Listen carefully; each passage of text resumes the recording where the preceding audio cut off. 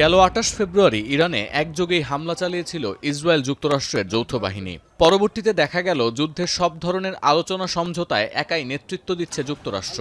এর মধ্যে একাধিকবার সূত্র থেকে জানা গেছে ইরান যুদ্ধ নিয়ে ইসরায়েলি প্রধানমন্ত্রীর সঙ্গে মতপার্থক্য হয়েছে ট্রাম্পের। আর যুদ্ধের শুরুতে খোদ মার্কিন গণমাধ্যমে ইঙ্গিত করেছিল যুক্তরাষ্ট্রকে নিজেদের লড়াইয়ে টেনে এনেছে ইসরায়েল।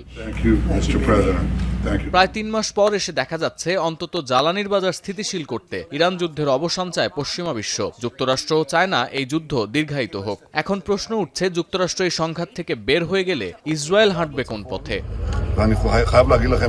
এর উত্তর অবশ্য নিজেই দিয়েছেন ইসরায়েলি প্রধানমন্ত্রী। গেল মঙ্গলবার যখন জানা গেল শান্তি চুক্তি আর সমঝোতার খুব কাছে তেহরান ওয়াশিংটন, তখন মধ্যপ্রাচ্যে গাজা ও লেবাননে অভিযানের তীব্রতা বাড়ালেন নেতানিয়াহু। গুরুত্বপূর্ণ সদস্যসহ বুধবার হত্যা করা হলো হামাসের সশস্ত্র শাখার নতুন প্রধানকে। এরপরই গাজার ৭০% এলাকা দখলের নির্দেশ দিলেন ইসরায়েলি প্রধানমন্ত্রী।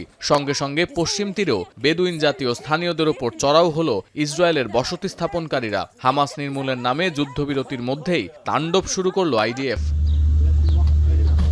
ইরান যুদ্ধ চলার সময় ভিন্ন ফ্রন্টে লেবাননের হিজবুল্লাহর সঙ্গে লড়ছিল ইসরায়েল। পরে দুই দেশের মধ্যে যুদ্ধবিরতি কার্যকর হয়, কিন্তু ইরান যুক্তরাষ্ট্র আলোচনার অগ্রগতি হওয়ার সঙ্গে সঙ্গে পুরো দক্ষিণ লেবানন খালি করার নির্দেশ দিলেন নেতানিয়াহু। বুধবার থেকেই সংঘাতের তীব্রতা বাড়ে লেবাননে। এর মধ্যেই দক্ষিণ সীমান্ত পার করে লেবাননের ৩০ কিলোমিটার ভেতরে প্রবেশ করেছে ইসরায়েলি সেনারা। ইরানের রক্ষশক্তি হিজবুল্লাহ ও আইডিএফ এর মধ্যে চলছে ব্যাপক হামলা পাল্টা হামলা।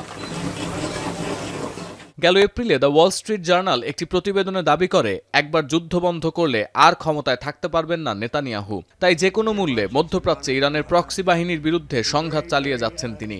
এর পেছনের কারণ, যুদ্ধের অজুহাত দিয়ে সহজেই নিজ দেশে দুর্নীতি মামলার কার্যক্রম পেছাতে পারছেন ইসরায়েলি প্রধানমন্ত্রী। এড়ানো যাচ্ছে জিজ্ঞাসাবাদও। আর সবচেয়ে বড় সত্য, ইরানের সঙ্গে সংঘাত জিইয়ে রেখে কট্টরপন্থীদের সমর্থন আদায় করে যাচ্ছেন জায়োনিস্ট এই নেতা। সতীর্থ কর্মকার, এখন বিশ্ব।